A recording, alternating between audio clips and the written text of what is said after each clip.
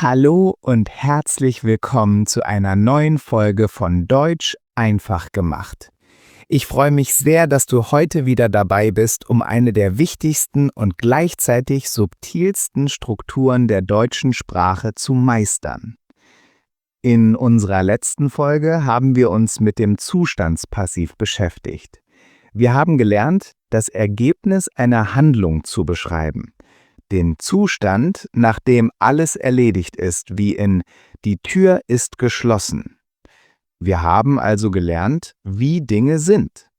Heute lernen wir, wie Dinge miteinander in Beziehung stehen. Wir tauchen ein in die faszinierende Welt der festen Partnerschaften, der unzertrennlichen Paare, die das Herz der deutschen Verben bilden. Es geht um das Thema Verben mit festen Präpositionen. Du kennst das Problem sicher. Du möchtest sagen, ich warte auf den Bus und überlegst, welche Präposition nehme ich? Ist es wie im Englischen wait for, also warten für? Nein, im Deutschen ist es warten auf. Du möchtest sagen, ich denke an dich. Ist es denken über dich? Nein. Es ist Denken an dich. Diese festen Verbindungen sind wie ein geheimer Händedruck zwischen einem Verb und einer Präposition. Sie gehören zusammen und man kann sie nicht einfach austauschen oder direkt aus seiner Muttersprache übersetzen. Das zu meistern ist einer der größten Schritte auf dem Weg zu echten muttersprachlichen Flüssigkeit. Wir werden heute lernen, wie dieses System funktioniert. Wir werden sehen, dass zu jeder Partnerschaft auch ein bestimmter Fall gehört. Wir werden die genialen Abkürzungen worauf, womit, darauf und damit meistern, um wie ein Profi zu fragen und zu antworten. Und wir werden die wichtigsten dieser Paare in logischen Gruppen kennenlernen. Bist du bereit, die geheimen Händedrücke der deutschen Sprache zu lernen? Dann lass uns diese Partnerschaften schmieden. Das Grundprinzip, warum direkte Übersetzung scheitert.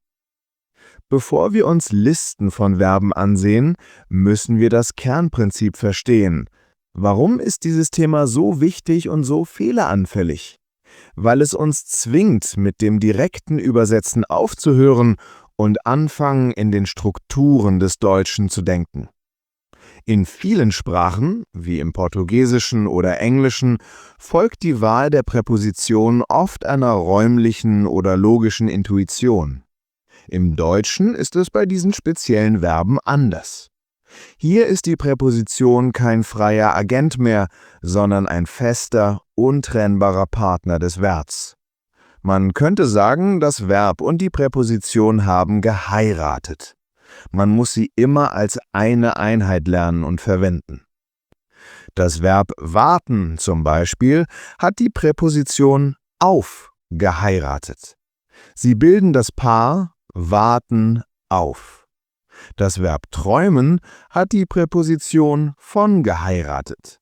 Sie bilden das Paar träumen von. Du würdest dir auch nicht versuchen, einen Partner aus einer Ehe herauszureißen und durch einen anderen zu ersetzen. Genauso funktioniert es hier. Das bedeutet für dich als Lerner, wenn du ein neues Verb lernst, frage dich immer, hat dieses Verb einen festen Partner? Wenn ja, lerne sie immer zusammen als eine Einheit. Nicht nur warten, sondern warten auf. Nicht nur sprechen, sondern sprechen über oder sprechen mit. Aber die Ehe hat noch eine weitere Bedingung, und das ist der grammatikalische Fall. Die Hochzeitsregeln. Jede Präposition bringt einen Fall mit. Jede dieser festen Partnerschaften kommt mit einer Hausregel. Die Präposition bestimmt, in welchem Fall das folgende Substantiv oder Pronomen stehen muss. Es ist also nicht nur warten auf, sondern genauer gesagt warten auf plus Akkusativ. Und es ist nicht nur träumen von, sondern träumen von plus Dativ. Diese Information ist absolut entscheidend und du musst sie immer mitlernen. Lass uns das an 2 Beispielen klarmachen. Partnerschaft 1. Warten auf plus Akkusativ. Das Verb warten in der Bedeutung von erwarten braucht immer die Präposition auf und auf verlangt hier immer den Akkusativ. Ich warte auf den Bus. Akkusativ maskulin. Sie wartet auf eine wichtige E-Mail. Akkusativ feminin. Wir warten auf unsere Freunde. Akkusativ Plural. Falsch wäre ich warte auf den Bus. Partnerschaft 2. Teilnehmen an plus Dativ. Das Verb teilnehmen, partizipieren, braucht immer die Präposition an und an verlangt hier immer den Dativ. Ich nehme an dem Kurs teil. Dativ maskulin neutral. Sie nimmt an einer Konferenz teil. Dativ feminin. Wir nehmen an den Spielen teil. Dativ Plural. Falsch wäre, ich nehme an den Kurs teil.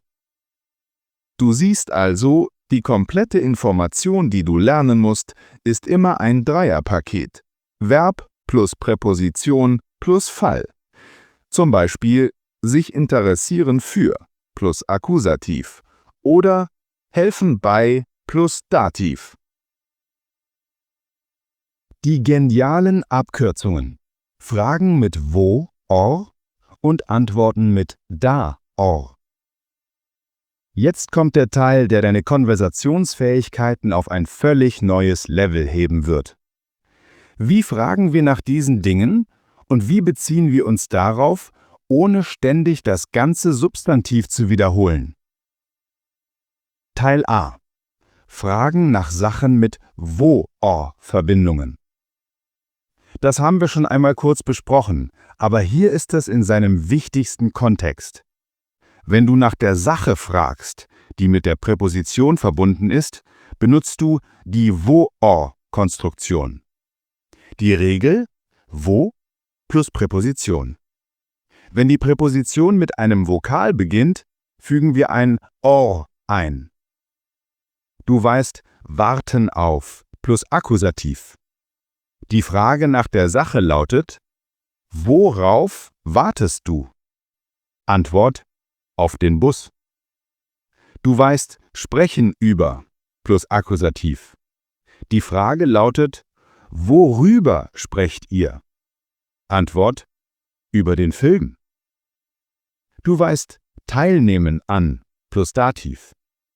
Die Frage lautet: Woran nimmst du teil? Antwort: an dem Kurs. Teil B.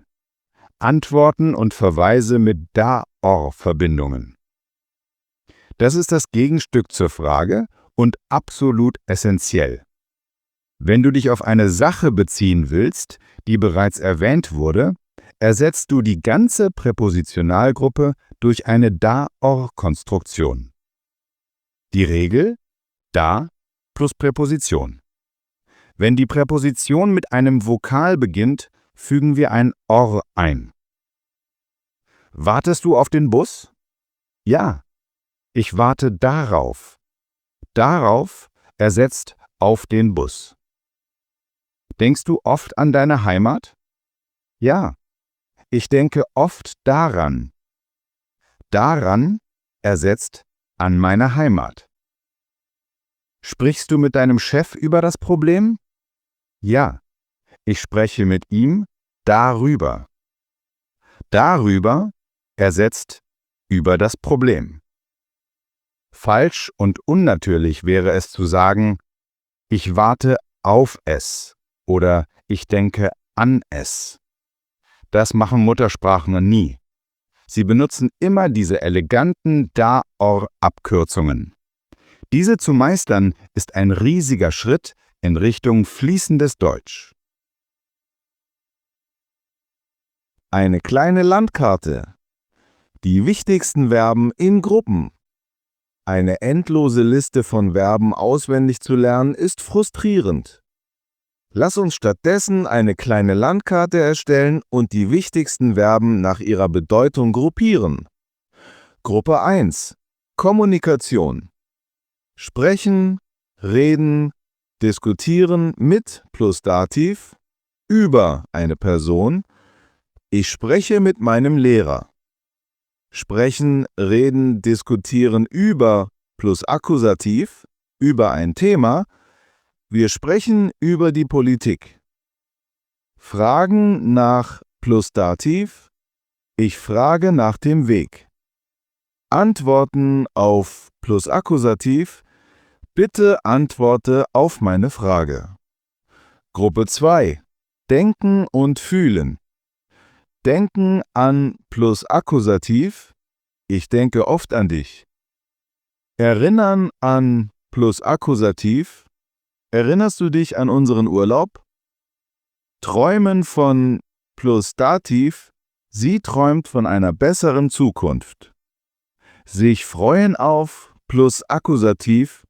Für die Zukunft. Ich freue mich auf die Ferien. Sich freuen über plus Akkusativ. Für die Gegenwart oder Vergangenheit. Ich habe mich über dein Geschenk gefreut. Ärgern über plus Akkusativ. Ärger dich nicht über so eine Kleinigkeit. Gruppe 3. Anfangen und aufhören.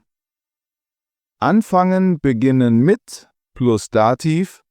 Wann fängst du mit der Arbeit an? Aufhören mit plus Dativ. Du solltest mit dem Rauchen aufhören. Gruppe 4. Aktivität und kümmern. Teilnehmen an plus Dativ. Wir nehmen an dem Wettbewerb teil. Sich kümmern um plus Akkusativ.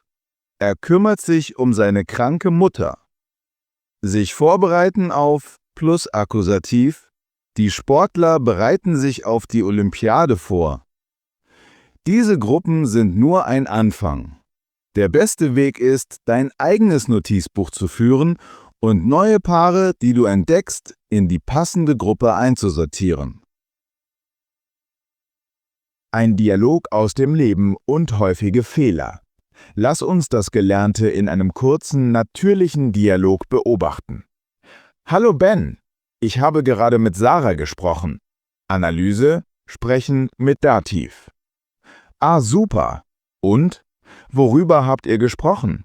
Analyse, Frage nach dem Thema mit worüber.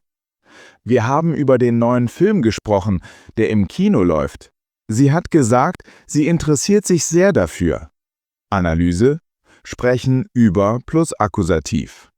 Sich interessieren für plus Akkusativ. Der Verweis mit dafür. Oh ja, ich erinnere mich an den Trailer. Ich freue mich schon lange darauf, den zu sehen. Analyse. Sich erinnern an plus Akkusativ. Sich freuen auf plus Akkusativ. Der Verweis mit darauf. Perfekt. Dann lass uns hingehen. Ich kümmere mich um die Tickets. Super, danke dafür. Ich höre jetzt mit der Arbeit auf und bereite mich auf den Abend vor. Analyse. Verweis mit dafür. Aufhören mit plus Dativ. Sich vorbereiten auf plus Akkusativ. Häufige Fehler, die du vermeiden solltest. Die falsche Präposition benutzen. Der häufigste Fehler, der aus direkter Übersetzung resultiert. Lerne die Paare als feste Einheit. Den falschen Fall benutzen. Nach auf kommt nicht automatisch der Akkusativ. Bei Warten auf ja. Aber bei Bestehen auf kommt der Dativ. Lerne das Dreierpaket. Verb plus Präposition plus Fall. Die Da-Verweise vergessen. Statt ich freue mich auf es zu sagen, was falsch ist, gewöhne dir an, ich freue mich darauf zu sagen. Und damit haben wir die geheimen Händedrücke der deutschen Sprache entschlüsselt. Du siehst, Verben mit festen Präpositionen sind kein unlogisches Chaos, sondern ein System fester, verlässlicher Partnerschaften. Wenn du anfängst, in diesen Paaren zu denken, wird deine Sprache einen gewaltigen Sprung nach vorne machen. Lass uns die wichtigsten Erkenntnisse noch einmal zusammenfassen. Lerne Verben mit festen Präpositionen immer als unzertrennliche Einheit. Zu jeder Einheit gehört auch ein fester Fall, Akkusativ oder Dativ, den du mitlernen musst. Für Fragen nach Sachen benutze die Wo-Verbindungen. Woran, worauf. Für Verweise und Antworten benutze die Da-Drauf-Verbindungen. Das ist der Schlüssel zu fließender Sprache. Mein Tipp der Woche ist, dir dein eigenes, persönliches Beziehungsnotizbuch anzulegen. Jedes Mal, wenn du auf ein neues Verb-Präpositionspaar stößt, schreibe es nicht nur einfach auf. Erstelle einen kompletten Eintrag. Das Paar und der Fall, sich freuen auf, plus Akkusativ. Eine Beispielfrage mit wo. Worauf freust du dich? Eine Beispielfrage mit wen, wem? Auf wen freust du dich? Eine Beispielantwort mit da. Ich freue mich darauf. Indem du für jedes Paar diese 4 Sätze bildest, trainierst du alle Aspekte auf einmal und verinnerlichst die Struktur viel tiefer. Vielen Dank, dass du heute wieder dabei warst. Wenn diese Folge dir geholfen hat, die Verbindungen im Deutschen besser zu verstehen, freue ich mich riesig über deine Unterstützung. In der nächsten Folge widmen wir uns einem Thema, das im sozialen Miteinander absolut entscheidend ist. Es geht um die Höflichkeit. Wir lernen, wie wir mit Formulierungen wie „Ich würde gern“ oder „Könnten Sie“ Wünsche und Bitten so formulieren, dass sie freundlich, respektvoll und absolut natürlich klingen. Bis zum nächsten Mal bei Deutsch einfach gemacht. Tschüss und alles Gute!